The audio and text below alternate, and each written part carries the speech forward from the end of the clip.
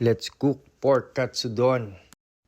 Isa sa mga paborito ni Mrs. Gamit tayo ng pork tenderloin, hiwain lang natin, tas pukpukin.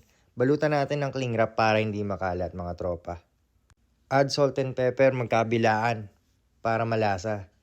Tas ready natin yung harina, itlog, and yung pangko. Lagay lang natin siya sa harina. Tapos magtampisaw tayo dito sa itlog. Tas lagay nyo lang doon sa breadcrumbs. Make sure lang na na-coated siya lahat. Tapos medyo i-press nyo para kapit na kapit talaga siya.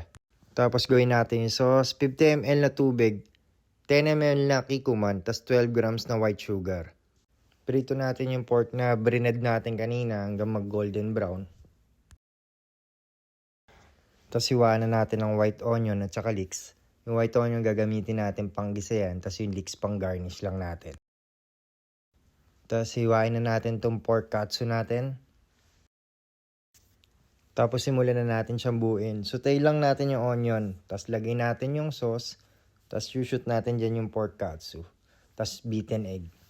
Tapos hintayin nyo lang maluto yung itlog. Tapos ilagay nyo na sa ibabaw nung rice nyo. Yan pare, pwede na yan. Gagarnishan nyo na lang yan ng leeks. Pwede nang kainin. Solid yan. Try nyo.